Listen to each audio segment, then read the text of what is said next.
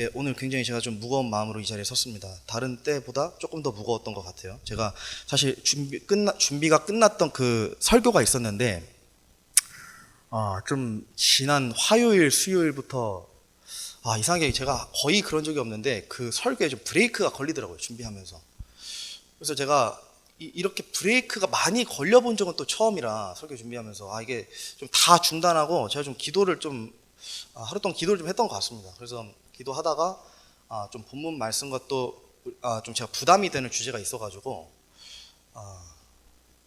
제가 좀 부랴부랴 좀 준비를 했습니다. 근데 또 이게 뭐 우연찮게도 뭐 우연은 아니죠. 우연은 아니지만 어쨌든 우리가 소아시아 7교회 중에 에베소 교회와 서머나 교회까지 봤죠. 두 번째 교회까지. 그리고 또 세 번째 교회를 살펴봐야 되는데 이 세 번째 교회가 하필 또 제가 오늘 부담이 있는 주제와 굉장히 깊숙하게 연관이 돼 있더라고요. 그래서 제가 좀 이런 내용들을 좀 살펴보려고 합니다. 그래서 제가 말씀드리고 싶은 것은 철저하게 성경 말씀을 통해서 그리스도인이 지금 이 시대를 봐야 하는 정확한 시각에 대해서만 제가 좀 나누도록 하겠습니다. 우리가 요한계시록에 기록된 소아시아 지금 보고 있죠. 7교회 보고 있죠. 배경적으로는 요한이 이제 반모섬에 유배되었을 때 당시에 오늘날 튀르키예, 그러니까 터키 지역에 있는 그 근방 지역에 있는 7개의 교회에게 주어진 서신이었습니다. 이 소아시아 7교회는. 근데 영적으로 보면 이 소아시아 7교회는 예수님의 초림부터 재림까지 있는 그 교회의 역사들을 반영한 이제 그런 7교회이기도 합니다. 시대적으로요. 그래서 예를 들면 이런 거예요. 우리가 에베소 교회 살펴봤고 서머나 교회 살펴봤고 7교회가 실제로 다 튀르키예 근방 지역에 있는 그 7교회는 맞지만 영적으로 보면 에베소 교회는 초기 사도시대 교회, 그죠? 주님께서 계실 때부터, 그 AD 30부터 100년까지. 그리고 서머나 교회는 또 2, 3세기에 박해받는 교회였고, 또 이제 초대교회가 막 이제 엄청 발전하고 세워지는 그 시기였죠. 그리고 오늘 살펴볼 이제 교회가 이제 버가모 교회인데, 영적으로 보면 이게 이제 정치화된 교회 시대입니다. 아마 이 말은 조금 어색할 수 있겠지만, 이 말은 들어보셨을 거예요. 국가교회, 국가화된 교회. 그래서 이때가 역사적으로 진짜 AD 300년부터 500년 사이였는데 이때를 어떤 모형적이라고 얘기하기 좀 그렇지만 좀 무리가 있을 수 있겠지만 어쨌든 그런 영적으로 보면 여기에 해당이 되기도 합니다. 버가모 교회가. 그래서 사도 바울이 개척했던 초대교회에서 이제 중세교회로 넘어가는 전환기가 딱 이 시점이에요. 정치화된 교회 시대. 그죠? 우리가 어릴 때 한 번쯤 배웠던 서양사를 봐도 이때는 뭐 아시잖아요. 로마 카톨릭이라는 그 카톨릭이 막 등장해가지고 등장했는데 종교로만 등장한 것이 아니라 보니까 굉장히 정치적인 집단이었잖아요. 이들이 하는 행보가 정치계에 엄청 깊숙하게 연관되어 있고 심지어 왕들이 대통령들이 황제들이 로마 카톨릭에 의해서 세워졌어요. 이런 정치적인 집단이었어요. 그러니까 로마 카톨릭은 지금도 그렇고 과거에도 그렇고 그 근본 자체가 종교 집단이 아닙니다. 엄연히 따지면 정치 집단이에요. 정치 집단. 정치와 종교가 결합된 집단입니다. 그래서 로마 카톨릭이 딱 급부상하면서 저 AD 300년부터 500년 사이에 이제 이들이 자리를 잡은 거예요. 근데 이 로마 카톨릭이 굉장히 위험한 집단이거든요. 실제로 로마 카톨릭 때문에 1000년 동안 중세가 유럽이 암흑기를 맞이했어요. 기독교들 박해는 기본이고 뭐 왕들 자체를 로마 카톨릭에서 세우고 폐하고를 다 왕들이 이 로마 카톨릭에서 결정을 해버리니까 법들도 그렇고 뭐 민주주의가 어디 있어요? 다 로마 카톨릭이 하는 거지. 거의 그런 시대가 1000년 동안 이어졌습니다. 그래서 우리 다 들어보셨죠? 중세 암흑기, The Dark Ages, 그 암흑 시대. 이때가 딱 이제 로마 카톨릭이 지배했던 그 시대입니다. 근데 그 전이에요. 정치적인 집단으로 막 드러나는 그 시점. 자, 12절 보세요. 우리 방금 읽은 12절 제가 화면에 띄워놨습니다. 버가모에 있는 교회 천사에게 편지하라. 양날 달린 날카로운 칼을 가지니가 이것들을 말하노라. 버가모 교회에게 딱 나타나신 주님의 모습은 딱 이런 모습이셨어요. 양날 달린 칼을 가지고 계신 분. 근데 이게 참 신기한 게 소아시아 7교회를 보면 겹치는 모습이 없어요. 주님이. 그러니까 7교회에게 나타나시는데 다 다르게 보이세요. 그죠? 그러니까 이게 이 교회가 주님을 지금 어떻게 바라봐야 하는가에 대한 그 시각을 주님이 제공하시는 거예요. 인자하시고 사랑 많고 긍휼 많으시죠. 당연하죠. 그거는 자비도 많으시고 따뜻하시고 온유하시고 근데 지금 버가모 교회가 주님을 바라봐야 되는 거는 긍휼이 많고 인자하고 자비하신 주님이 아니라 양날 달린 날카로운 칼을 가진 그런 주님을 봐야 되는 겁니다. 요한계시록에 지금 버가모 교회가 바라봐야 되는 주님의 모습은 딱 이런 모습이었습니다. 좀 양날 달린 날카로운 칼을 가진 주의 모습이요. 히브리서 4장에 보면 이런 말씀이 있어요. 하나님의 말씀은 살아있고 권능이 있으며 양날 달린 어떤 검보다도 예리하여 혼과 영과 및 관절과 골수를 찔러 둘로 나누기까지 하고 또 마음의 생각과 의도를 분별하는 분이시니 오랫동안 우리가 삶에서 깨지지 않고 또 쉽게 변하지 않는 그런 삶의 관습들, 어떤 고정된 그런 고집들이나 생각들, 철학들이 하나님의 말씀 한 구절로 바뀌는 경험해 보셨죠? 저는 그런 경우 굉장히 많이 경험해 봤거든요. 그러니까 절대 내가 이것만큼은 내가 절대 깨지지 않을 것 같은 그런 나의 철학과 생각도 하나님의 말씀 한 번으로 와장창 깨지는 경우가 많았습니다. 이런 거예요. 양날 달린 칼을 가진 주님의 모습이라는 건 사람의 의도와 목적을 다 분별하셔가지고 진짜 그냥 갈기갈기 찢으시는 겁니다. 주님께서. 지금 버가모 교회가 딱 이렇게 주님을 좀 바라봐야 되는 거예요. 이 이유가 있어요. 그죠? 13절 이어서 보겠습니다. 내가 너의 행위를 알고 또 너가 거하는 곳을 아노니 즉 사탄의 자리가 있는 곳이라. 너가 내 이름을 굳게 붙잡고 안디바가 나의 신실한 순교자가 되어 너희 가운데서 곧 사탄이 거하는 곳에서 죽임을 당한 그때에도 나의 믿음을 부인하지 아니하도다. 13절에 좀 의미심장한 표현들이 많이 등장해요. 주님께서 지금 이 버가모 교회를 어쨌든 양날 달린 날카로운 이 말씀으로 이미 꿰뚫어 보신 상태입니다. 이미. 그죠? 근데 지금 보니까 그들의 행위를 아시고, 그죠? 심지어 그들이 또 거하는 곳을 알고 계신데요. 근데 그 거하는 곳이 좀 의미심장해요. 이런 표현 성경에서 거의 아예 본 적이 없는 표현인데 그 곳은 사탄의 자리가 있는 곳이라. 이런 표현은 그 구약 성경에 제가 정확히 어딘지 기억이 안 나는데 그 12지파 중에 단지파 있잖아요. 그 단지파가 상속받은 그 땅이 있는데 그 땅이 뱀의 자리라고 불렸거든요. 그거 외에는 이 사탄의 자리라는 표현이 이게 쓰인 적을 못 봤습니다. 그러니까 굉장히 의미심장한 표현이에요. 이 표현은. 그죠? 이게 배경적으로 두 가지를 딱 보면 이게 모두 이거와 연관되어 있습니다. 이게 두 가지랑 연관되어 있어요. 아스클레피오스라고 이제 그리스 로마 신화에 등장하는 의술의 신이에요. 그래서 이게 뭐 설정에 보면 아폴론의 아들이고 또 고대 그리스 로마 시대 의학의 어떤 상징적 존재입니다. 아스클레피오스. 네, 아스클레피오스. 근데 이 의술의 신이라 불리는 이 아스클레피오스가 특징 중에 하나가 뭐냐면 지팡이를 지니고 다녔는데 그 지팡이가 뱀으로 휘감겨 있었어요. 근데 이게 왜 뱀이냐면 뱀이 허물을 벗고 막 새로운 몸으로 나오잖아요.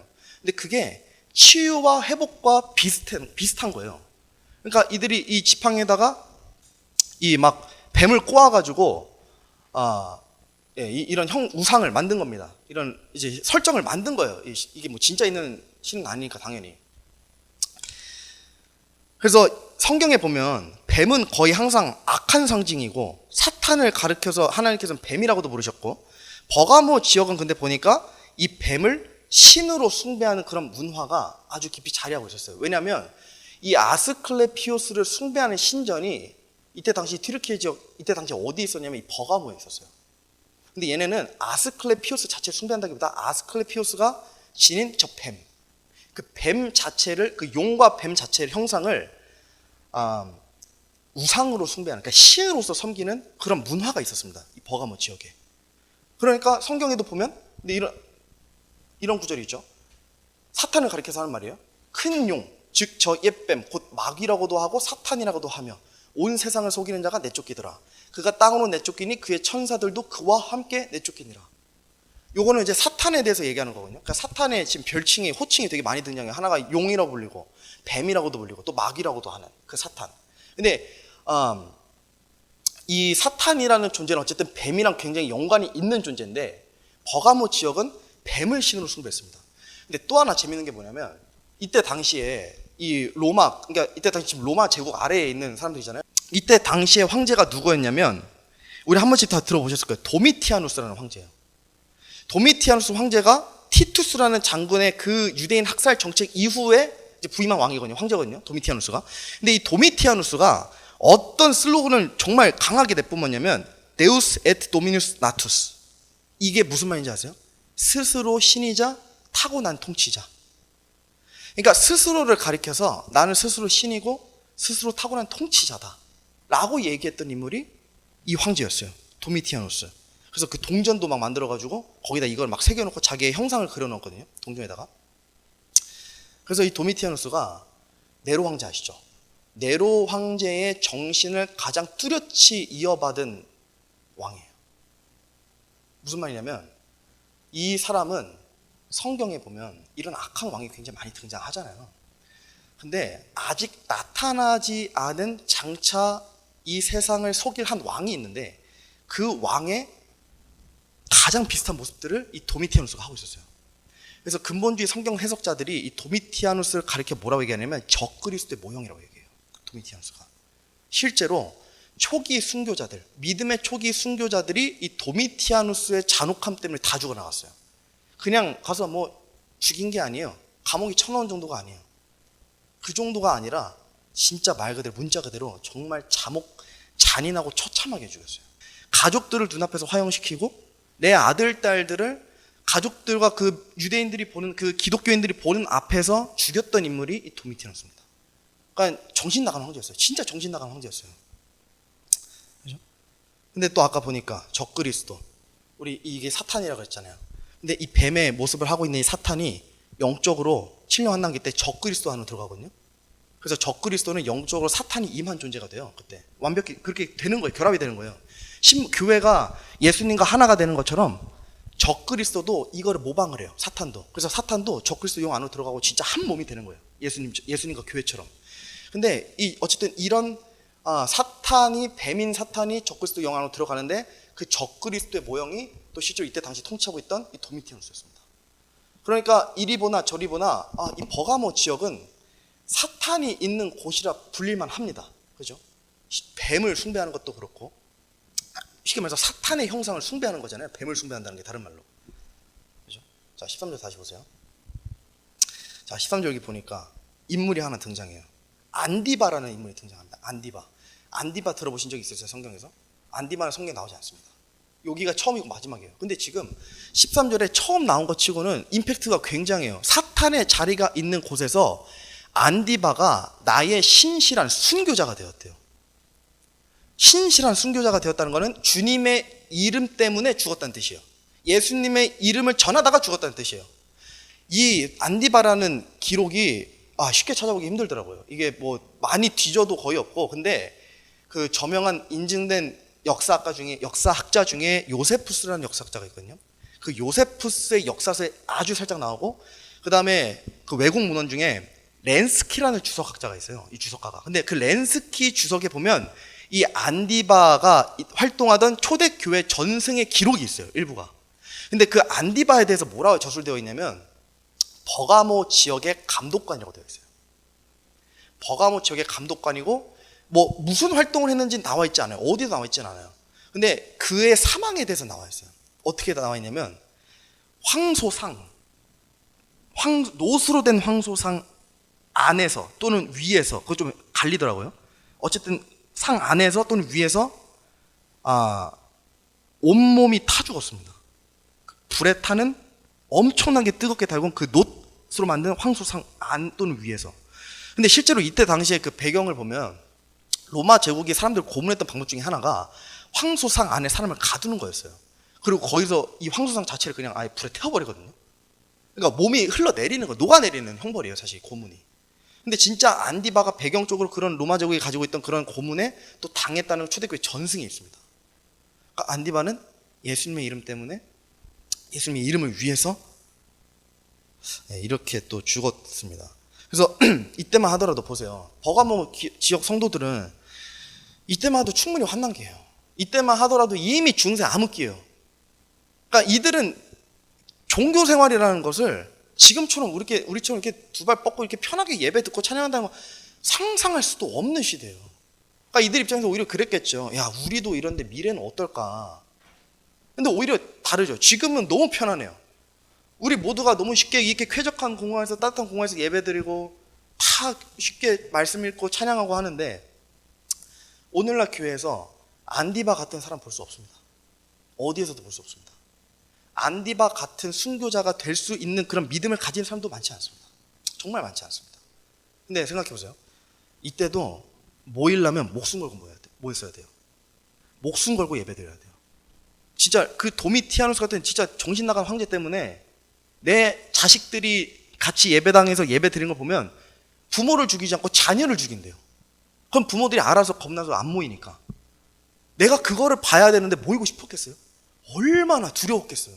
조금이라도 들키면 군사들한테 그게 다 죽는 건데. 근데 지금은 너무나도 모이기 쉬운데 그러면 믿음이 더 증가해야 되잖아요, 사실. 그죠? 상식적으로.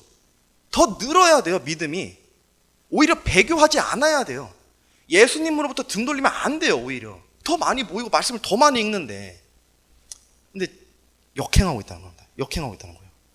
제가 뭐 역사 잘하는 건 아니지만 우리나라 조선시대 때만 하더라도 뭐 반사대주의, 뭐 신문제도, 왕권 강화, 그죠? 뭐 외세 침투, 뭐 신유 박해 이런 것 때문에 종교 갖는다는 것은 불가능이었어요. 내가 목사고 우리 교회 성도고 우리 교회입니다. 말도 안 되는 거예요. 임금이 두 눈 뜨고 살아있는데 그 임금이 나의 왕이 아니라 예수가 나의 왕이요 하나님이 나의 왕이십니다라고 얘기한다는 건 불가능합니다. 조선시대 때 예배드린 것도 안 됐어요. 일본 제국주의 때문에 우리나라 강제징용 당했을 때도 마찬가지예요. 강제징용, 징병, 징집, 여성들 정신대 다 끌려가고 예배는커녕 모이는 것도 못해요. 말씀도 못 읽어요. 모여서. 우리나라 역사상 지금처럼 예배 드리기 편안한 시대가 어디에 있었어요? 조금만 시대 거슬러보면 일본 때문에 모이는 것도 아예 못하고 말씀도 못 읽어요. 그때는 조선시대 때 말한 것도 없고. 이게 많은 기간이 지난 게 아니에요, 여러분. 진짜 얼마 전이에요. 극단적으로 얘기하면. 지금 시대를 보면 더 많이 모이고 더 많이 예배하고 자유롭게 말씀 읽고 기도할 수 있는데 안디바 같은 사람은 나오지 않는다는 겁니다. 근데 이게 이유가 있어요. 여기에 보면 이때는 환난이 민족적으로 종교적으로 매일같이 숨도 쉴 수 없이 몰아치는 그런 박해가 있었음에도 안디바 같은 사람이 있었던 이유가 여기 나와요. 뭐라 나와요? 너가 내 이름을 굳게 붙잡고 있었기 때문에. 그러니까 버가모 지역 성도들은 사탄의 자리가 있는 곳에 딱 있었는데 진짜 말도 안 되는 자리거든요. 그 자리는. 근데 그 자리에 딱 있었는데 이들이 흩어지고 두려워서 벌벌 떤 게 아니라 너가 내 이름, 그러니까 예수님의 이름을 계속 붙잡고 있었다는 거예요. 그런 곳에서도. 저런 미친 황제와 정신 나간 황제, 또 그런 군사들과 우리를 죽이려고 하는 그런 이방인들로부터도 이들은 이 믿음을 굳게 붙잡고 있었다는 겁니다. 그죠?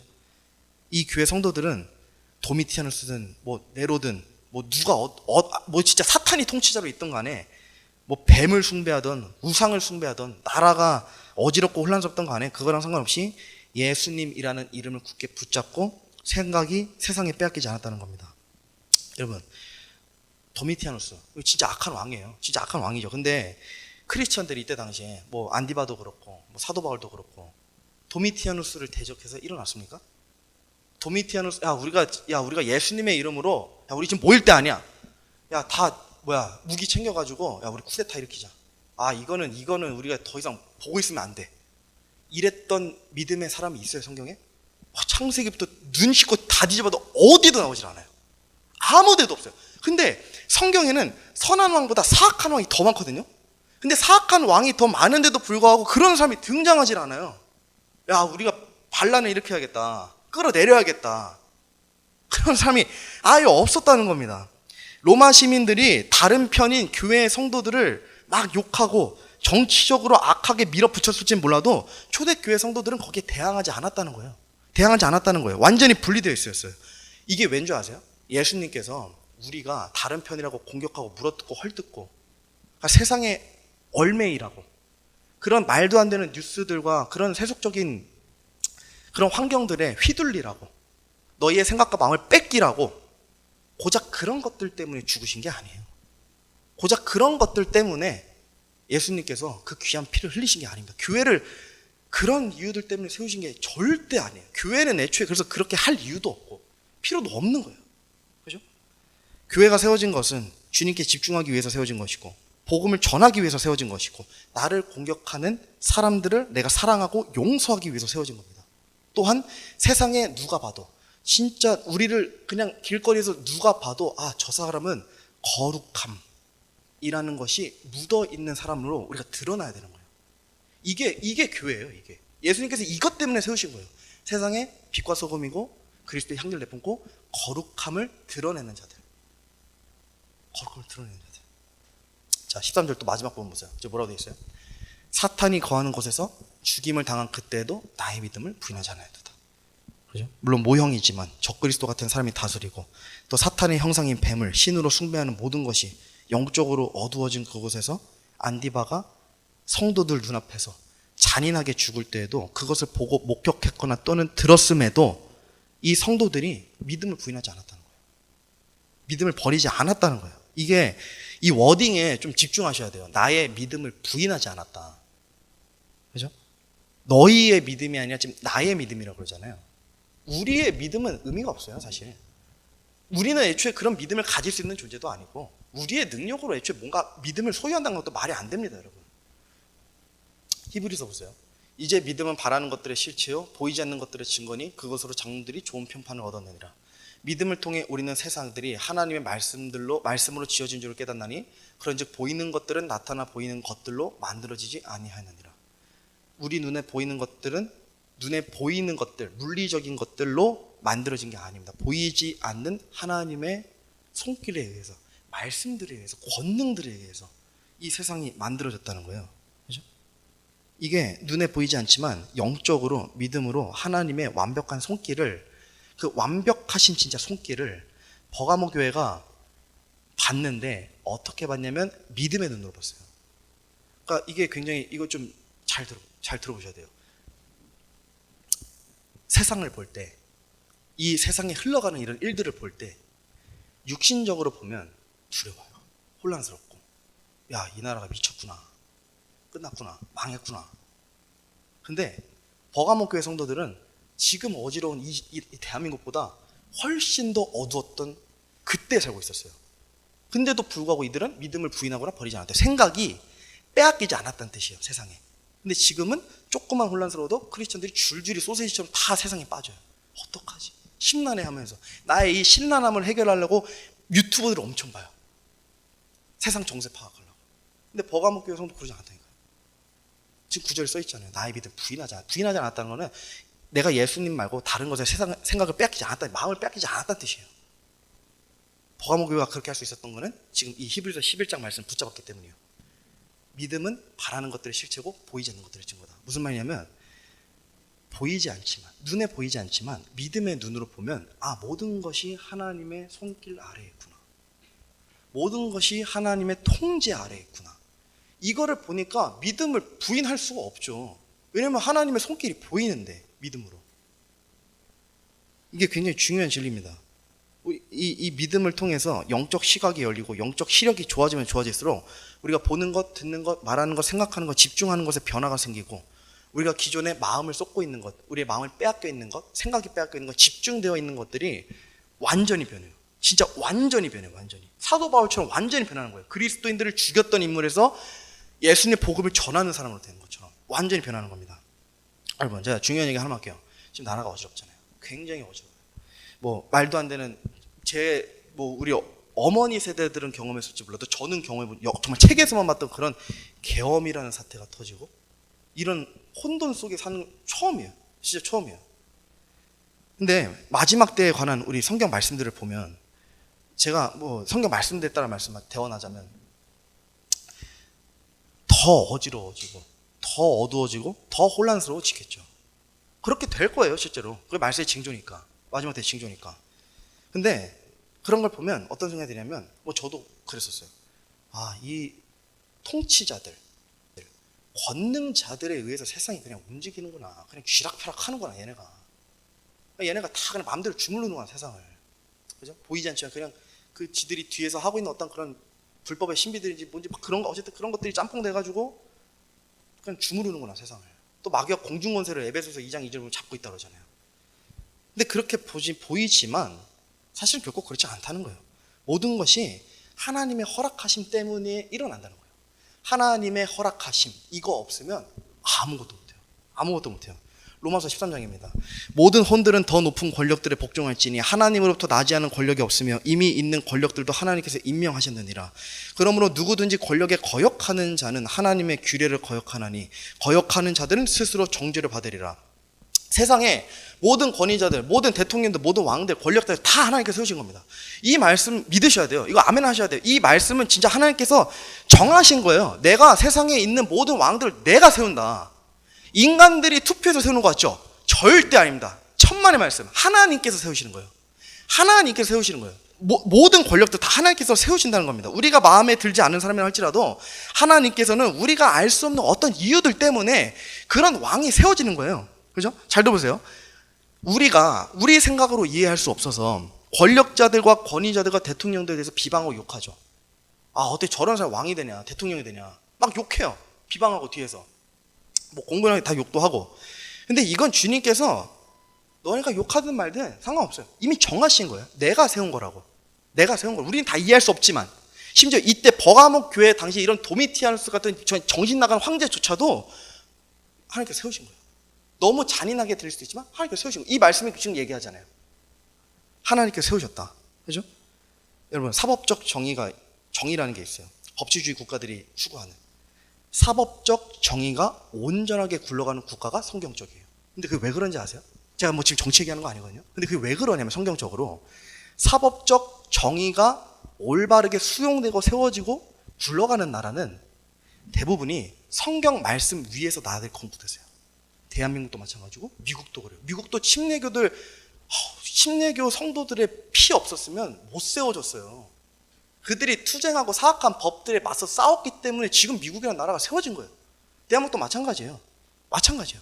하나님의 말씀 위에 올려서 내가 이 말씀을 기반으로 나라를 다스리겠습니다 하고 이승만 대통령이 선언을 했고 미국의 대통령들 다 하나님의 말씀 위에다 손을 올리고 선서를 해요.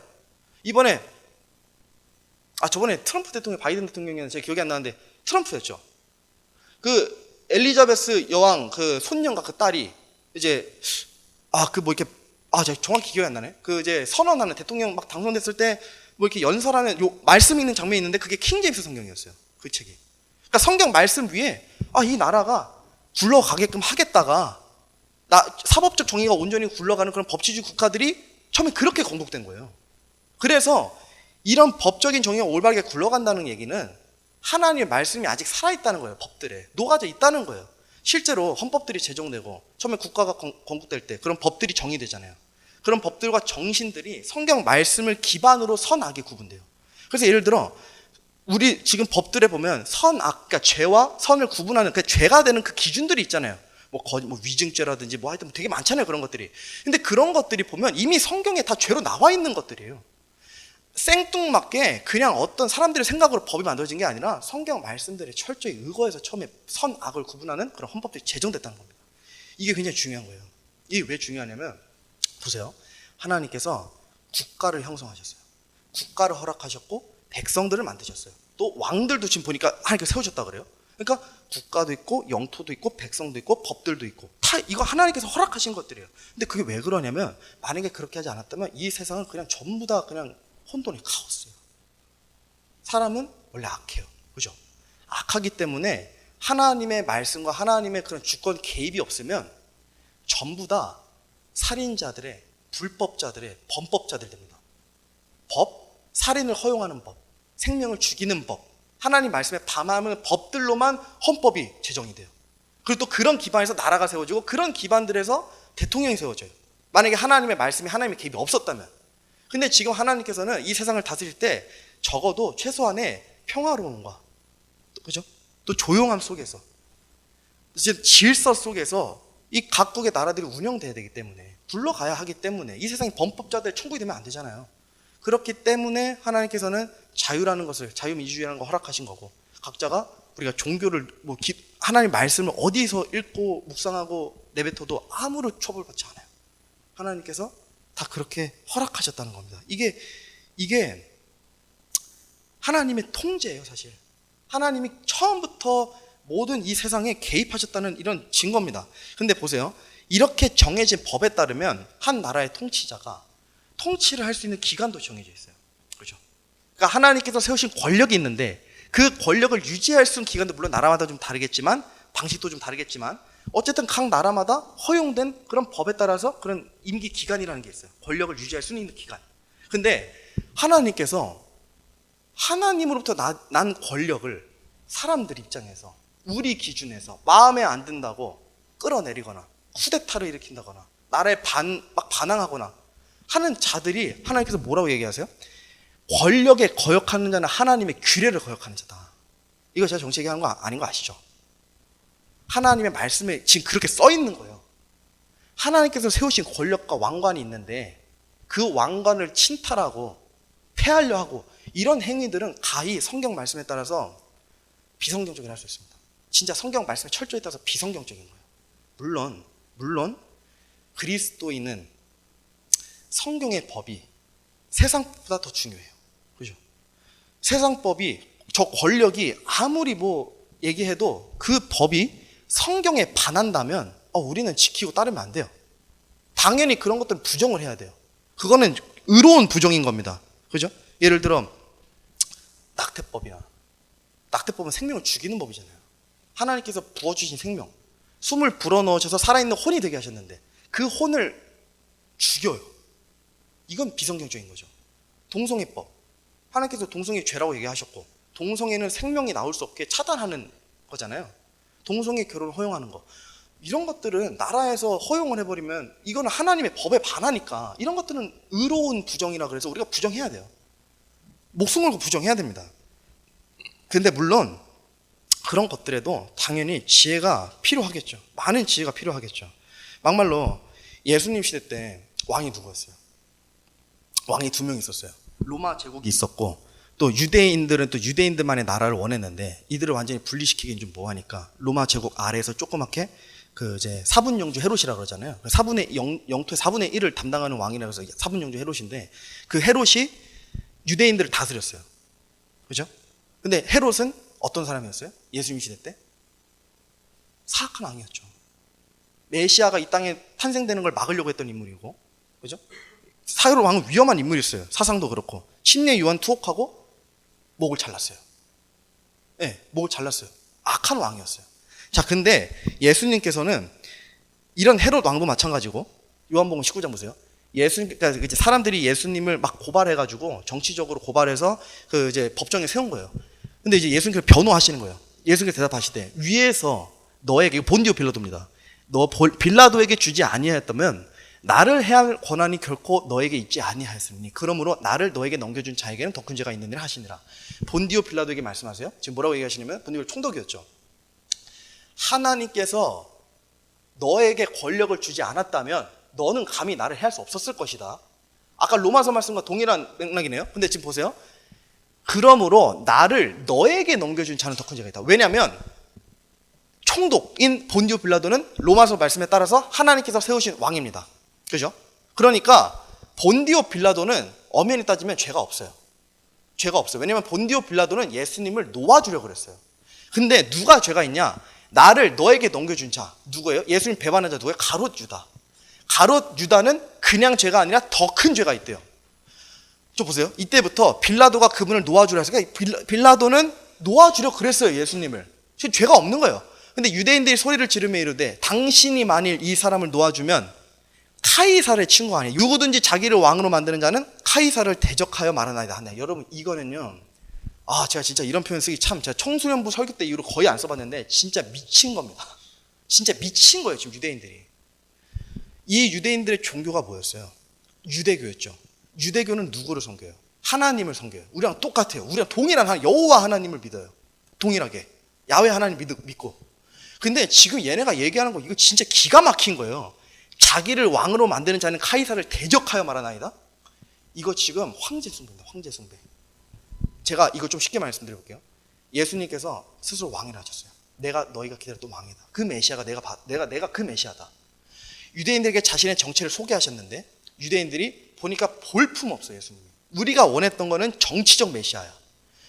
어떤 정치적 메시아냐? 카이사르를 무너뜨려 내리고 유대 제국을, 유대인들의 제국인 이 유대인들을 로마 제국보다 더 크게 해줄 그런 정치적 메시아를 원했던 거예요. 근데 보니까 목수의 아들이야. 목수의 아들이 뭘 해요? 로마 제국에 뭘 어떻게 대항해? 그러니까 유대인들 입장에서는 야, 이거 아니야. 이거 가짜야, 가짜. 아무리 말하는 것들이 그럴싸하지만 이거 신성모독이야. 그래서 법정에 세웠어요. 그래서 이 본디오 빌라도 막 풀어주려 하니까 지금 이들이 얘기하는 게 만약 당신 풀어주면 황제를 당신은 신으로 섬기는 게 아닙니다. 그럼 본디오 빌라도는 죽거든요. 황제의 숭배를 거부하면 죽어요. 다 죽어요.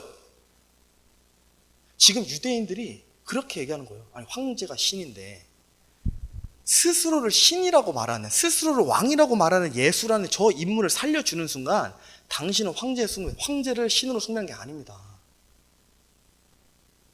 아니, 유대인은 하나님을 섬겨야 되고 하나님을 신으로 섬겨서 전해야 되는데 지금 본디오 빌라도가 말하는 거 보면 이거 진짜 하나님이 노하실 일입니다. 진짜 노하실 일이에요. 황제가 신인데 너 황제 배신해? 너 황제 신으로 안 섬기겠다고? 이게 왜 유대인들이 지금 이렇게 미쳤는지 아세요? 이들은 천재들이죠. 유대인들은 천재들이에요. 지금도 천재들. 노벨 문학상 제일 많이 받은 민족이 유대인이잖아요. 유대인들은 과거도 그렇고 지금도 그렇고 천재예요, 천재. 엄청 이성적이고 계산적이고 엄청 똑똑해요. 이들이 멍청해서가 아니라 시인 거예요. 뭐에 시였냐면 정치라는 우상에 시인 거예요. 이들은 지금 정치를 원했어요. 정치를 원했다고요. 정치적 메시아가 이 로마 제국을 무너뜨리고 우리 유대인들을 더 제일 큰 민족으로 급부상시켜주길 바라고 이런 정치적 관념을 가지고 있었는데 왕을, 메시아를 정치적으로 대입을 하니까 예수님이 안 맞죠. 왜냐면 예수님은 그렇게 오신 게 아니거든요. 그러니까 이들은 정치적 우상을 마음속에 섬기고 있었기 때문에 지금 저렇게 미친 말을 하는 겁니다. 쉽게 말하면. 이게 하나님을 내 삶에 가장 우선순위로 두지 않았다는 증거예요.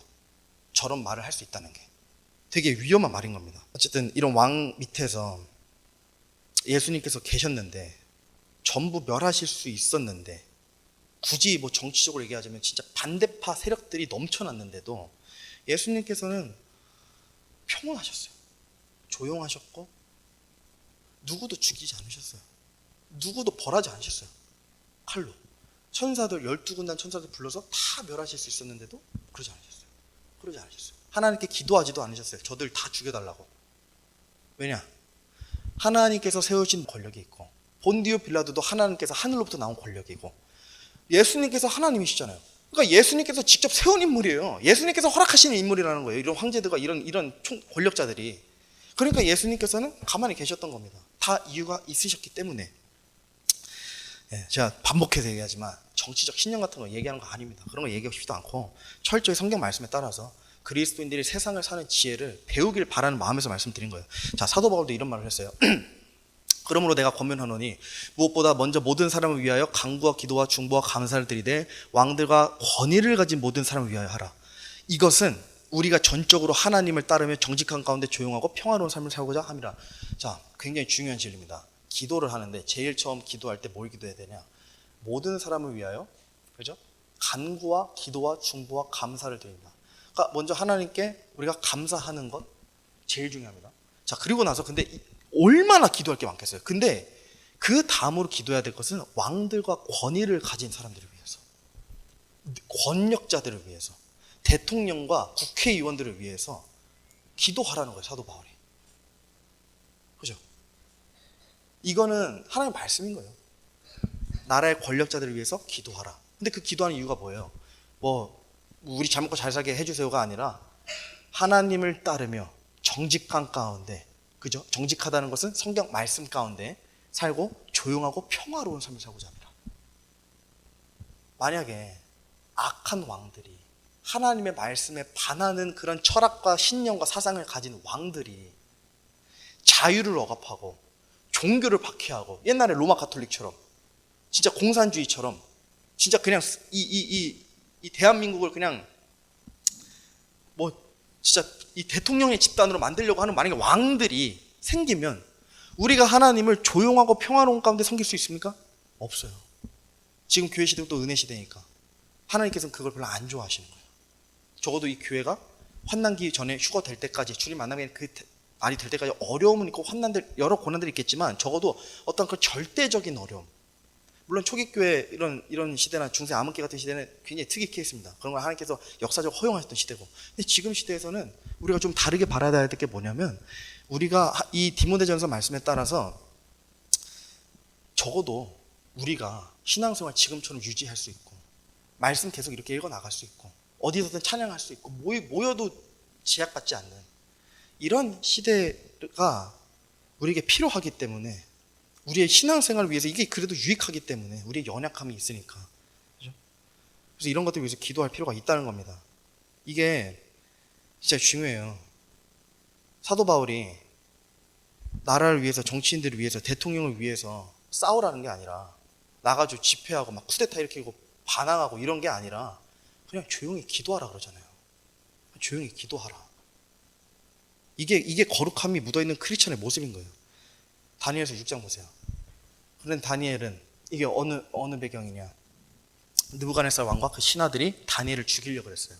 왜냐하면 이 다니엘은 쉽게 말하면 느부갓네살과 그 왕들의 그 여당의 반대편에 있던 사람들이에요. 반대편에 있던 사람이에요. 완전히 반대편에 있던 사람이에요. 왜냐하면 느부갓네살 왕을 숭배하지도 않았고, 왕을 숭배하지도 않았고, 우상도 숭배하지 않았고, 우상의 음식도 먹지 않았어요. 그러니까 야, 우리가 쟤 죽여야겠다. 안 되겠다. 왜냐하면 다니엘의 믿음이 막 전파될 것 같으니까 사탄이 끊어버리려고 그랬어요, 다니엘을. 그래서 조서를 보내가지고, 이제부터 하나님께 기도하는 사람은 무조건 살아있는 채로 사자 우리에 던짐. 딱 그 조서 썼어요. 그래서 왕이 근데 조서에 도장 빡 찍어버렸어요.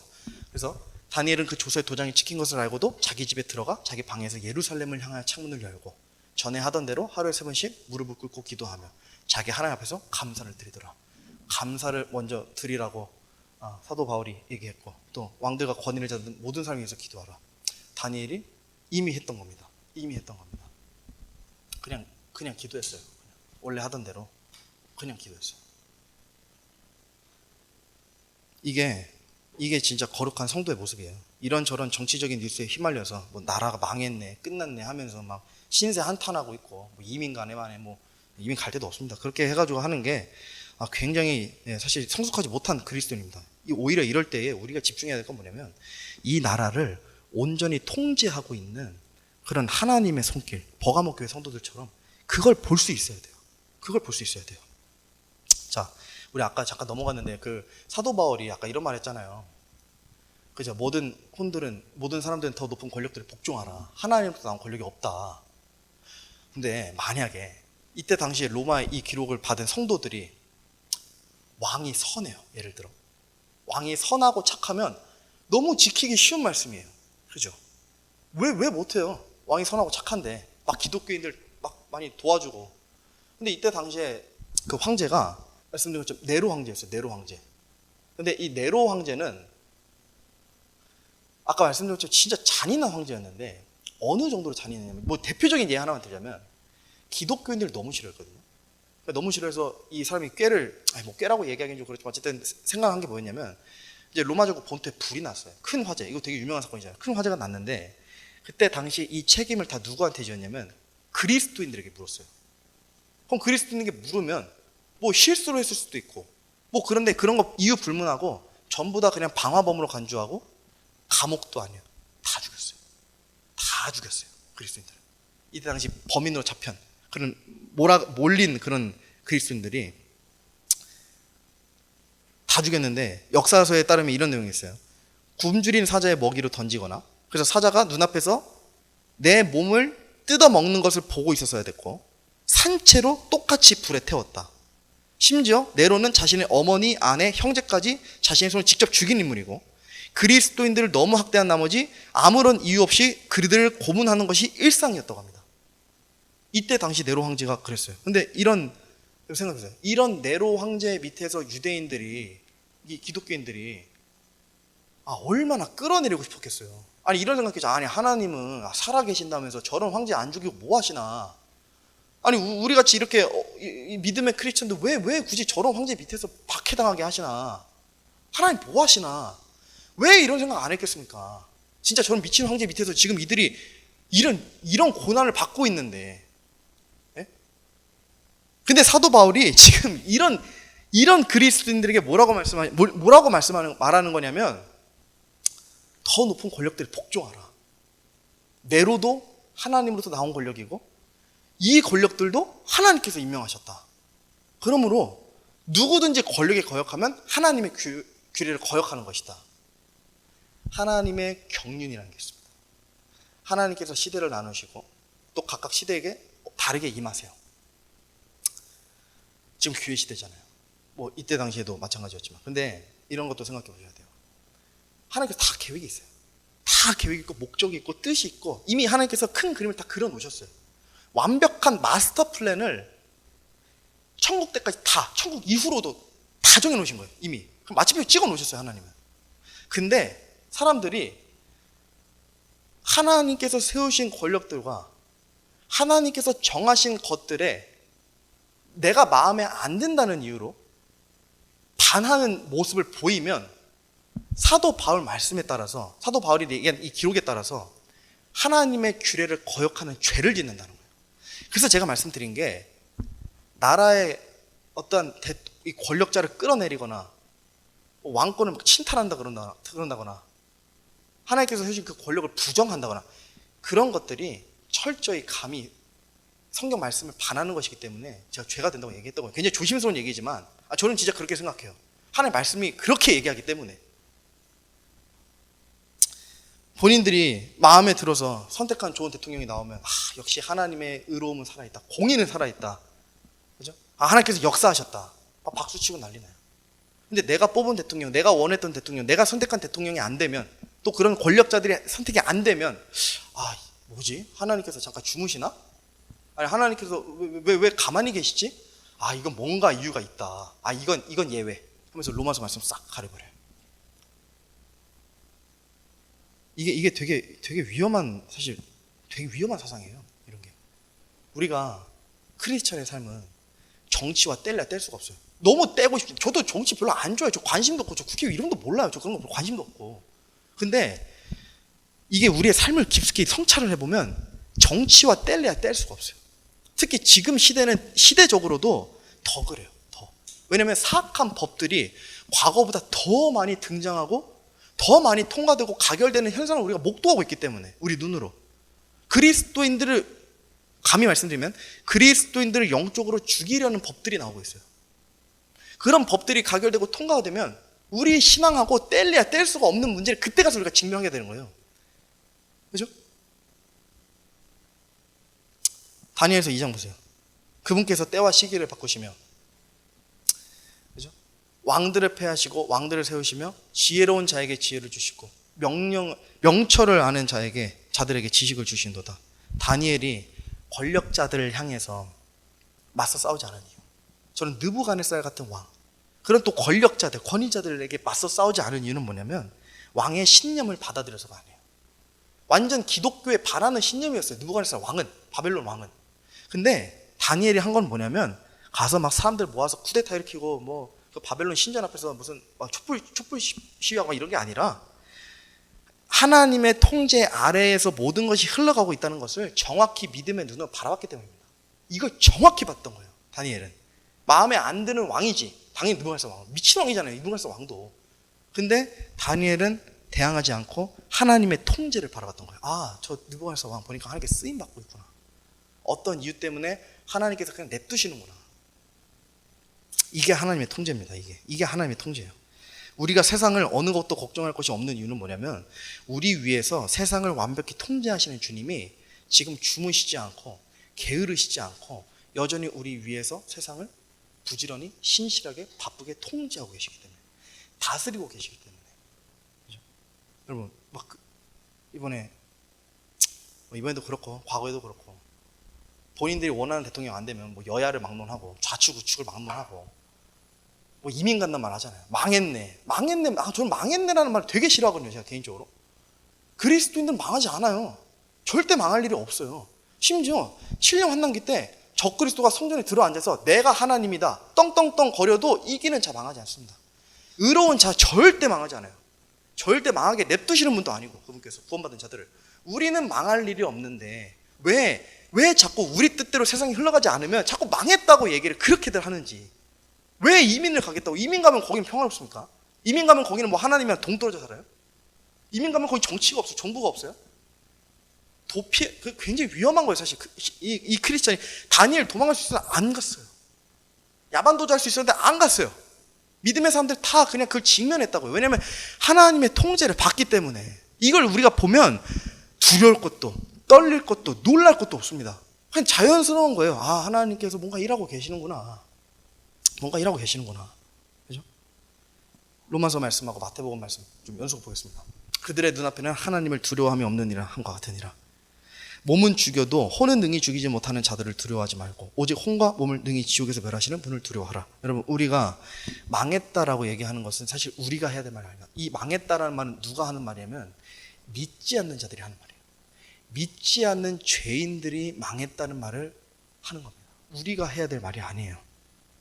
잘 들어보세요. 세상 사람들은 하나님을 두려워하지 않아요. 그죠? 지금 저기도 그렇게 써 있잖아요. 그들의 눈앞에는 하나님을 두려워함이 없다. 두려워하지 않아요. 그러니까 그들은 이 세상의 시민이잖아요. 대한민국의 시민이기 때문에 대한민국에서 일어나는 일들을 가지고 두려워할 수 있고 혼란스러워할 수 있어요. 그건 충분히 그럴 수 있어요. 하나님을 두려워하지 않는데 당연히 그들을, 권력자들을 두려워하기 때문에. 근데 크리스천의 이 소속은 이 땅의 시민이 아니기 때문에 우리가 이 땅에 있는 일들로 두려워할 이유가 아예 없다는 거예요. 아예 없다는 거예요. 빌립보서 말씀 보세요. 우리의 생활 방식은 하늘에 있으며 거기로부터 또한 우리가 구원자 주 예수 그리스도를 기다리노니. 우리의 생활 방식이 하늘에 있다는 건 무슨 말이에요? 이거는 이때 당시에 이방인들을 위한 로마식 표현이었습니다. 헬라식 표현이었어요. 예를 들어 내가 평택의 생활 방식을 갖고 있다. 그럼 나는 평택 시민인 거예요. 하늘의 생활 방식을 갖고 있다. 하늘의 시민이라는 뜻입니다. 하늘의 시민. 우리는 하늘의 시민인 거예요. 크리스천 소속 원리가 이래요. 육신적인, 그러니까 이 교집합이거든요. 반으로 딱 나눠서 육신적인 시민권은 대한민국에 있어요. 이 땅에 있어요. 반으로 나눠서 영적인 시민권은 하늘에 있습니다. 근데 성경 말씀을 보면 육신적인 걸 따라야 돼요? 영적인 것을 따라야 돼요? 당연히 영적인 것을 따라야 돼요. 그러면 우리의 육신의 시민권이 이 땅에 있다 하더라도 우리는 영적인 것을 추구해야 되기 때문에 영적인 시민권에 따라 살아야 돼요. 근데 영적인 시민권, 우리가 영적인 시민권이 부여된 그곳에 왕으로 계신 분이 누구냐면 세상의 모든 왕들 위에 계신 분이에요. 그분이 하나님이십니다. 그러니까 우리가 두려워해야 될 것은 이 땅에 하나님의 통제 아래 그냥 그 체스 말처럼, 장기 말처럼 움직이는 그런 왕들이 아니라 우리가 두려워해야 될 건 그 왕들을 조종하시는, 통제하시는 하나님이시란 겁니다. 그 분을 철저히 버가모 교회처럼, 사도 바울처럼, 예수님처럼, 다니엘처럼 철저히 깨달으면 이 세상에 아무리 사악한 왕이 지금 당장 대통령 끌어내리고 적그리스도가 심지어 사탄이 심지어 현신에서 들어선다 하더라도 두려울 게 없어요. 아무것도 두려울 게 없습니다. 아무것도. 이거 정말 심각하게 생각해 보셔야 될 문제예요. 진짜 심각하게 생각해 보셔야 될 문제예요. 이게 무너져야 네 편, 내 편이 사라지는 거예요. 하나님은 우리의 편이다. 하나님은 좌측의 편이고 하나님은 우측의 편이다. 이런 말 함부로 할 수 없는 겁니다. 함부로 할 수 없는 거예요. 이게 철저히 부셔져야 되는 겁니다. 그죠? 우리가 올라가서 주님을 마주하면 그때 가서 모두가 깨닫게 되는 겁니다. 네 편, 내 편, 뭐 오른쪽, 왼쪽 나눠서 서로 헐뜯고 싸우고 욕하고 비방하고 폭력 행사하고 이게 얼마나 무가치하고 이게 얼마나 부질없는 일이었는지, 그죠? 그때 가서 알게 되는 겁니다. 제가 정말 사랑하는 에이든 토저 목사님, 내가 정말 사랑하는, 그러니까 내가 뵌 적이 없어요. 뵌 적은 없지만 정말 좋아하는, 존경하는, 멀리서, 이 에이든 토저 목사님 다 아시죠? 이분이 자신의 책 은혜, 그레이스에서 이런 말을 했어요. 우리 삶이 시끄럽고 혼란스러울 때 하늘은 그 어느 때보다 평온하고 조용하다. 왜 평온하고 조용합니까? 하나님께서는 아무것도 걱정하지 않으시기 때문에, 아무것도 두려워하지 않으시고 하늘의 천사들도, 권력들도, 그룹과 스랍들도 아무것도 걱정하지 않아요. 왜냐면 하나님께서 진짜 체스놀이 하시는 거예요. 세상을 가지고 다 그분의 통제 아래에 있기 때문에. 그래서 평온하고 조용한 겁니다. 그죠? 많은 크리스찬들이, 자 거의 다 끝났어요. 많은 크리스찬들이 마지막 때 말세란 말 그렇게 많이 외쳐대지만 막상 자신들 앞에 여러 어렵고 고난들이나 환난들이나 조금이라도 자신의 영적으로 좀 두려울 것 같은, 육신적으로 좀 두려울 것 같은 상황에 직면하면 다들 그냥 언제 그랬는지 나가 떨어져요. 예수님부터. 그러니까 내 불안함을 해소하려고 자꾸 다니엘이나 사도 바울과는 다른 모습들을 행해요. 내가 해결하려고 이 두려움을. 근데 그러면 안 된다는 거예요. 그러면 안 된다는 거예요. 제가 이걸 우리나라에서 저번 주부터 너무 많이 보고 있어요. 믿음이 좋다고 했던 크리스천들도 갑자기 성경 말씀과 완전 반대로 거꾸로 행해버려요. 다 거꾸로 행해요. 완전 역행해버려요. 저렇게 믿음이 좋다 신실하게 여겼었는데 참 아이러니한 겁니다. 자, 우리 이제 이어서 14, 15 보겠습니다. 다 끝나죠? 그러나 내가 너를 책망할 것이 몇 가지 있나니. 그러니까 버가모 교회가 잘했는데 그럼도 책망할 게 있어요. 거기에는 발람의 교리를 붙잡는 자들이 너에게 있기 때문이로다. 발람이 발락을 가르쳐 이스라엘 자손 앞에 걸림돌을 놓아 우상들에게로 희생물로 바친 것들을 먹게 하고 또 음행하게 하였느니라. 이와 같이 너에게도 니골라당의 교리를 붙잡는 자들이 있거니와 내가 그것을 미워하노라. 발람의 교리는 한 단어로 정의할 수 있는 게 아닙니다. 여러분들이 저한테 발람의 교리가 뭡니까? 라고 물어보셔도 제가 한 단어로 요약할 수가 없어요. 왜 그러냐면 발람의 교리가 진짜 사악함의 대부분이 다 들어가 있어요. 그래서 어떻게 딱 하나의 단어로 요약하기 굉장히 너무 방대해서, 너무 악해서. 근데 굳이 그럼에도 불구하고 이 말씀에 따라서 한 가지로 요약해 보자면 세상에 현혹된 자들의 교리라고 얘기할 수 있습니다. 세상에 현혹된 자들의 교리. 그죠? 발람이라는 사람이 발락 왕을 가르쳤어요. 그래서 이스라엘 자손이 저주받게 하려고 그랬는데 그게 잘 안 됐어요. 그래서 발람이 생각한 꾀가 뭐냐면 이스라엘 남자들이 우상을 숭배하면 죽거든요. 우상을 숭배하게 만들려고 했던 거예요. 그러면 그들의 군대를 다 무너뜨려 버릴 수 있으니까. 그래서 어떤 꾀를 깼냐면 우상 숭배하러 오는 아예 절대 안 움직여요. 근데 이스라엘 백성이 항상 딱 하나의 예외가 있었어요. 우상을 숭배하러 갔을 때 남자들이 음행하는 여자들, 거기에 여인들이 있으면 항상 갔어요. 무슨 정해진 것처럼, 약속된 것처럼. 근데 이때도 마찬가지예요. 발람이 발락 왕을 가르쳐서 그렇게 행하게 했어요. 모압 여인의 족속들을 데려다가 거기다 두고 와가지고 숭배하게끔 하고 그들이 주는 음식을 먹게 하고 그 우상을 숭배하게끔 만들었어요. 그래서 몇 명이 죽었어요? 24,000명이 하루아침에 다 죽었어요. 전염병으로. 세상에 현혹되어서 어떤 우상을 숭배해서 내 마음의 1순위가 하나님이 아니라 어떤 우상이 사로잡히고 세상이 사로잡히게 되면 이런 처참한 결과를 맞이하게 되는 겁니다. 정치도 마찬가지예요. 정치라는 우상이 내 삶의 1순위로 자리 잡히게 되면 똑같은 결과를 맞이하게 되는 거예요. 그죠? 이게 진짜 다 영적으로는 문제랑 연관되어 있어요. 이게 우리가 하나님을 첫 번째로 두지 않으면 두 번째로 두면 첫 번째는 항상 흔들리거든요. 세상에 흔들리지 않는 건 하나님밖에 없어요. 근데 하나님이 아니라 내 우선순위, 제일 우선순위가 세상에 있기 때문에 그게 무엇이 됐든 뭐 돈이 됐든 정치가 됐든 뭐가 됐든 간에 그게 제일 1순위가 있으면 그건 무조건 흔들려요. 언젠가는 한 번 무조건 흔들려요. 그게 흔들리면 하나님이 두 번째로 미뤄져 있기 때문에 하나님 찾지 않아요. 첫 번째가 안 흔들리게 하려고, 내가 두렵지 않으려고 내 육신적인 방법을 개입을 해요. 걷다가. 그러니까 하나님이 자연스럽게 나가 떨어지게 되는 거예요. 아까 그 유대인들처럼. 예수님을 배반해서 팔아넘긴 유대인들처럼. 유대교 바리새인들 막 성경 말씀 죽어라 읽고 하루에 뭐 몇 장씩, 뭐 수십 장씩 읽으면서도 그렇게 황제 숭배 같은 그런 얘기를 하는 이유가 뭐냐면 하나님이 막상 두 번째에 있고 내가 원했던 정치적 메시아, 그게 첫 번째에 있었기 때문에 자연스럽게 그런 결과가 나오는 거예요. 예수님 팔아넘기는 그런 행위가. 학계 1장 5절에 보면 이런 말씀이 있어요. 그러므로 이제 만군의 주가 이같이 말하나 너희는 너의 길들을 깊이 생각할지나. 우리의 길들은 곧 우리의 모든 행동들입니다. 우리의 모든 행동들이 진짜 잘 생각해 보셔야 돼요. 옳은 말이라고 생각하는 게 나의 기준인지 성경의 기준인지, 내가 행하는 이것이 말로는 하나님의 영광을 위해서 한다고 하지만 그게 진짜 하나님의 영광을 위해서인지 아니면 내가 드러나기 위함인지 생각해 보라는 경고입니다. 우리가 주님의 이름으로 영광을 위해서 행해야 되는 일들에는 항상 이것이 존재해야 돼요. 거룩함. 자, 제가 9절 빠르게 한번 읽어볼게요. 고린도후서 7장 1절입니다. 그러므로 극진히 사랑하는 자들아, 우리가 이 약속들을 가졌은즉 하나님을 두려워하는 가운데 거룩함을 완전히 이루어 육과 영의 모든 더러움에서 우리 자신을 깨끗하게 하자. 데살로니가전서 4장 7절입니다. 하나님께서 우리를 부정함에 이르도록 부르지 아니하시고 거룩함에 이르도록 부르셨나니. 히브리서 12장입니다. 모든 사랑과 더불어 화평과 거룩함을 따르라. 그것들이 없이는 아무도 주를 보지 못하니라. 거룩함이 있는 성도는 하나님이 보이지 않는 손길, 그 통제를 봅니다. 세상에 아무리 사악한 왕, 네로나 이런 도미티아누스 같은 이런 왕, 사탄의 자리가 있도 아무것도 상관없어요. 거룩함을 따르면 하나님을 볼 수 있는 거예요. 하나님의 일하심을 보고 하나님의 통제를 볼 수 있는 겁니다. 그렇죠? 네. 자, 우리 마지막 이제 16절, 17절 남았는데, 요거는 뭐 깊게 볼 게 없습니다. 우리가 요게 그냥 마지막 이제 인사말 같은 거여서, 17절은 그래서 16, 17절 보면 이런 말씀이 있어요. 회개하라. 그리하지 않으면 내가 속히 너에게 가서 내 입에 칼로 그들과 싸우리라. 귀 있는 자는 성령께서 교회들에게 말씀하시는 것을 들을지어다. 이기는 자에게는 내가 감추어둔 만나를 주어 먹게 하고 또 흰 돌을 그에게 주리니 그 돌에는 새 이름이 기록되어 있어 그 돌을 받는 자 외에는 아무도 그 이름을 알지 못하느니라.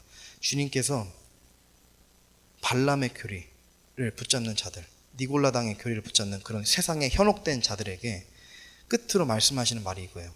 회개하라. 회개하라. 그러니까 버가모 지역 교회는 다 신실하고 다 좋았지만 정치적 두려움에서 벗어나지 못했던 몇 성도들이 있었어요. 그래서 그 성도들이 세상과 타협하려고 그랬어요. 정치적으로 타협하려고 그랬어요. 그래서 우리 이거 지금 성경책 펴두신 거 보면 거기에 맨 위에 12절 위에 조그맣게 보이세요? 소제목 타협하는 교회. 왜 타협하는 교회냐면 정치적으로 두려웠기 때문에. 저런 악한 세력 밑에서 다스림을 당하는 것, 안디바 같은 나의 목사가, 내가 그렇게 따르던 스승이 목사가 죽어나가는 것, 내 아들들이 딸들이 내 친구들 가족들이 눈앞에서 다 화형당하고 처참하게 찢겨지는 걸 보면서 두려웠던 거예요. 그래서 그런 자들에게 말씀하시는 게 회개하라. 조금 가혹하죠. 두려울 수 있는데, 근데 이들은 두려움에서 끝난 게 아니라 타협까지 했기 때문에 회개하라. 그리고 또 더 무서운 표현이 있죠. 속히 가신다고요. 그죠? 그러니까 주님께서 속히 그들을 책망하고 심판하신 만큼 우리가 세상 일들에 얽매여서 생각과 정신이 빠져 있는 것을 미워하신다는 겁니다. 네. 그래서 17절도 보면 이기는 자, 곧 구원받는 자는 감추어둔 만나를 먹고 흰 돌을 주신다고 합니다. 흰 돌에는 새 이름이 기록되어 있대요. 흰 돌은 뭘까요? 신천지는 이걸 기가 막히게 뭐 이만이랑 어떻게든 연관지어가지고 막 얘기하지만 흰 돌은 사실 성경에서 엄연히 풀기 어려운 것 중에 하나입니다. 이거는 명확한 해석을 하기가 굉장히 어려워요. 근데 제일 일리 있는, 그러니까 성경적인 용례에 따라서 해석을 할 때 저는 어떻게 배웠냐면, 이 흰 색깔은 요한계시록의 용례를 보면 아마포, 또 깨끗함, 정결함, 거룩함, 순결함, 신부와 연관되어 있습니다. 그리고 돌은 요한계시록에 찾아보기 어렵지만 구약 시대로 가서 보면 그 제사장들 그 이제 옷에 에봇에 12개 이제 그 보석이 있었잖아요. 근데 그 보석이 12지파를 상징하잖아요. 그래서 돌은 또 사람과 또 연관되어 있어요. 그래서 이거는 구원받은 사람, 또 의로운 사람들을 얘기하는 거라는 해석으로 저는 배웠습니다. 그래서 명확히 해석할 수 없지만 추측해 볼 수 있는 거는 구원받은 자의 표식이다, 흰돌은. 근데 누구에게 주신대요? 성령께서 교회들에게 말씀하신가? 교회들에게 주신대요. 우리 같은 교회들에게, 성도들에게 흰 돌을 주신대요. 근데 흰 돌을 주신 이유가 뭔지 아세요? 이게 굉장히 흥미로운 거예요. 흰 돌을 주신 이유가 너 구원받았어 하고 딱 선물로 주는 게 아니라 흰 돌을 표식이라 그랬잖아요. 만약에 이게 진짜 구원받은 자의 표식이라면 이게 마치 이런 거예요. 우리 어디 도시 이렇게 지나쳐갈 때 팻말에 보면 파주에 오신 것을 환영합니다. 평택에 오신 것을 환영합니다. 이런 거 있잖아요. 그러니까 그런 의미예요. 천국에 들어온 것을 영원히 환영합니다. 그러니까 하나님께서 이들 반가이 맞이해 주시는 그런 표식과도 같습니다. 흰 돌을 주신다는 거는. 영적인 시민권이 하늘에 있다 그랬죠. 그 영적인 시민권을 진짜 우리의 신분증처럼 받는 것이 이 흰 돌이에요. 그래서 하나님께서 마지막으로 알려주시는 거예요. 너희는 하늘의 시민이 맞았다. 이 흰 돌을 그래서 우리가 진짜 받을 자격이 있는 사람들인지, 너무 이 땅의 시민처럼 살다가 올라가는 것은 아닌지, 그러니까 영적인 일을 더 많이 하는지 육적인 일을 더 많이 하는지를 생각을 해보면 이 답은 우리가 생각보다 쉽게 또 정의할 수 있습니다. 제가 결론적으로 좀 오늘 드리고 싶은 말씀은 이겁니다. 하나님은 누구의 편이신가? 하나님은 누구의 편이시냐면요, 하나님 편에 서 있는 자들의 편이십니다. 다니엘의 편이셨고, 사도 바울의 편이셨고, 버가모 교회 성도들, 타협하지 않은 버가모 교회의 성도들의 편이셨어요. 사탄의 자리에 있고 악한 왕 밑에 있었지만 그럼에도 끝까지 두려워하고 혼란스러워하지 않고 놀라지 않고 하나님 편에 붙어 있으려고 한 자, 그런 자들의 하나님은 편이시라는 거예요. 역대기야 20장 말씀입니다. 아이고 이거 제가 뒷구절 안 띄웠는데 제가 그냥 읽어볼게요. 야히시엘이 이르되 온 유다와 예루살렘 거주민들과 여호사밧 왕이여 너희는 귀를 기울일지어다. 주가 이같이 너희에게 말하노라. 이 큰 무리로 인하여 두려워하거나 놀라지 말라. 이 전쟁은 너희에게 속한 것이 아니요 하나님에게 속한 것이니라. 이 큰 무리로 인해서 두려워하거나 놀랄 게 없습니다. 그죠? 우리 모든 것이 우리 통제 밖에 있는 것 같지만 지금 세상에 일어나는 모든 일들이 하나님의 통제 안에 있기 때문에 우리가 두려울 게 없습니다. 출애굽기 말씀 보면 이런 말씀이 있어요. 모세가 백성에게 이르되 너희는 두려워하지 말고 가만히 서서 오늘 주께서 너희에게 보여주실 그분의 구원을 보라. 너희가 오늘 본 이집트 사람들을 영원히 다시 보지 아니하리라. 주께서 너희를 위하여 싸우시리니 너희는 조용히 있을지니라. 이거 진짜 지금 우리 대한민국 깨어있는 크리스천들이 붙잡아야 될 말씀이에요. 주께서 너희를 위하여 싸우시리니 너희는 조용히 있을지니라. 출애굽기 14장 13절에서 14절 말씀이었거든요. 그렇죠? 가만히 서서 주님께서 우리에게 보여주실 그 완벽한 통제를 그냥 보기만 하면 되는 거예요. 그냥 보기만 하면 되는 겁니다. 우리가 끝으로 이 땅에서 주님을 다시 보게 되는 그날까지 신앙생활의 가장 큰 행복은 뭘까? 이렇게 교회 다니면 뭔가 행복이 있어야지. 신앙생활에 행복이 있어야 되고 우리가 주님을 따르는 곳에도 물론 주님을 따르는 것이 가장 큰 행복이라고 얘기할 수 있겠지만 더 구체적으로 얘기하면 뭐라고 얘기할 수 있을까? 그러니까 제 생각에는 그냥 별게 없는 것 같아요. 그냥 이런 것 같아요. 그냥 막 두려워하고 혼란스러워 이런 게 아니라 뭔가 큰 높은 일들에 자꾸 우리가 생각과 정신을 빼앗겨서 그것을 행하는 게 아니라 그냥 하나님을 두려워하고 하나님의 말씀을 사랑하고 그냥 우리 모인 성도들과 교제하는 것에 힘쓰고 찬양하는 것을 좋아하고 죄를 멀리하는 것. 이게 저는 제가 생각했을 때 신앙생활의 가장 큰 행복일 것 같아요. 왜냐면 이렇게 할 때 진짜 영적으로 행복함을 느끼거든요. 내가 승리했다 오늘도. 시편 131편 마지막 구절에 보면 이런 말씀이 있어요. 주여 내 마음이 거만하지 아니하고 내 눈이 오만하지, 이건 화면에 있습니다. 오만하지 아니하오며 내가 큰 일들을 감당하기에 너무 높은 일들을 행하지 아니하나이다. 참으로 내가 바르게 처신하고 어머니의 젖을 뗀 아이와 같이 내 자신을 평온하게 하였사오니 내 혼이 마치 젖된 아이와 같나이다. 이스라엘은 지금부터 영원토록 주께 소망을 둘지어다. 주께 영원한 소망을 두는 자들의 삶은 평온합니다. 또한 높은 일들을 감당하지 않으려고 하는 자들이 겸손한 자들입니다. 높은 일들은 오늘 주제에 조금 맞춰서 얘기해보면 아까 딱 그런 겁니다. 우리가 할 수 없는데 그죠? 그런 권력자들과 권능자들과 어떤 왕들에 대해서 뭔가 우리가 어떻게든 우리의 힘으로 이 문제를 해결하려고 하는 것들, 그래서 그런 것들에 우리가 눈을 오히려 돌리라는 거예요. 지금 이 말씀 보니까. 그죠? 그리고 그냥 주님께 소망을 둘라는 다윗의 말씀이 또 기록인 시편입니다. 제가 어쨌든 참 오늘 좀 여러 좀 조심스러운 말들을 했지만 우리가 진짜 딱 그죠? 뭐 이견 없으시죠? 뭐 제가 정치적인 얘기한 것도 아니고 그냥 정말 철저히 하나님의 말씀에 의거해서 우리가 그리스도인들이 지금 이 정치라는 것, 또 세상이라는 것을 어떻게 생각해야 되는가. 또 하나님께서도 사실 우리 크리스천들이 이런 것들 좀 잘 분별하고 생각하게끔 원하시는 것 같아요. 그러니까 이런 말씀들이 되게 세밀하게 기록되어 있는 겁니다. 어느 나라의 백성으로서 우리가 어떻게 바라봐야 되는가, 이 나라를. 제가 기도 마치겠습니다.